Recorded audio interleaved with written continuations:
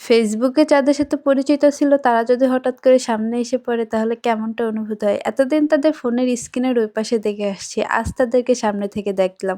Hello everyone, আসসালামু আলাইকুম। চলে আসলাম অনেকদিন পরে একটা ব্লগ নিয়ে। আমি সুমনা ইসলাম রাফি। ফেসবুকের পরিচয় নাফিজা একটা ডেইলি ব্লগ। অবশ্যই যারা সুমনা ইসলাম রাফিকে চেনে তারা সবাই নাফিজা ডেইলি ব্লগকেও চিনে। তো সে আসছিল হঠাৎ করে আমার বাসায়। মানে সে আমাকে না জানায়ে পুরা টোটালি সারপ্রাইজ দিছে। আমার বাসার সামনে এসে ফোন দিছে আমারে। তো এমন সারপ্রাইজ কি আসলে কখনো ভাবা যায়? মানে ফেসবুকে পরিচয়, তার সাথে কখনো সামনাসামনি দেখা হয় নাই। সে আমার বাসার সামনে এসে আমারে ফোন দিচ্ছে। আমি টোটালি সেদিনকে খুব সারপ্রাইজই হয়েছিলাম এবং আনন্দও লাগতেছিল। এতদিন যাদের সাথে ফোনের স্ক্রিনের ওই পাশে কথা বলছি, তারা আজকে আমার সামনে আসছিল। তো আমরা যেহেতু কনটেন্ট ক্রিয়েশন এ কাজ করি, অবশ্যই আমরা একটু ভিডিও তো করবই। তো এখানে আমরা কিছু ছোট, ছোট ক্লিপ নিচ্ছিলাম, সেইগুলো আমি ফোনে মেমোরেবল করে রাখছিলাম। অনেক দিন হয়ে গেছে এই ভিডিওটা আর দেওয়া হয় না। প্রায় ১ মাস আগের ভিডিও, ১ থেকে ১.৫ মাস আগের ভিডিও আজকে আপনাদের সাথে শেয়ার করতেছি।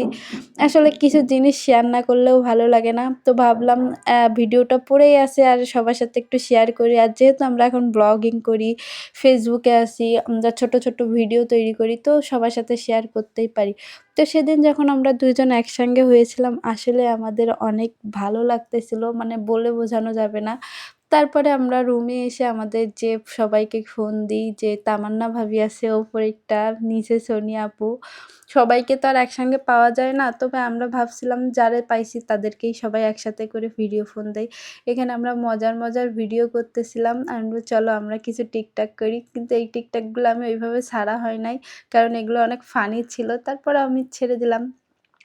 তারপরে দিন শেষে যখন রাত হয়ে গেল আমি বললাম, "তুমি আজকে আমার বাসায় থাকো।" কিন্তু সে থাকতে চাইছিল। তার ছেলে কান্না করছিল ঘুম থেকে উঠে। এইজন্য আর থাকতে পারল না।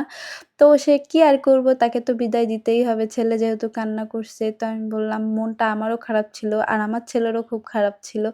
কারণ আমার ছেলে কাউকে পায় না। আর যখন কাউকে পায় তখন ছাড়তেই চায় না। তারপরে তাদেরকে আমি রিক্সায় উঠিয়ে দিয়ে চলে আসলাম আমার বাসায়। যখন এই রিক্সায় ওঠানোর মুহূর্তে আমার এত কান্না লাগছিল, মনে হচ্ছিল আমার কাছ থেকে কে যেন চলে যাচ্ছে। তো আসলে অনেক পরিচয় ছিল। তারপরে আমাদের মানে সম্পর্কটা এরকম হয়ে গেছিল বা কাছে পাওয়ার পরে মনে হচ্ছিল টোটালি তাকে ধরেই রাখি। কিন্তু কি আর করা? ছেলেমেয়ে যদি কান্নাকাটি করে সেখান থেকে তো আর কিছু করা যায় না।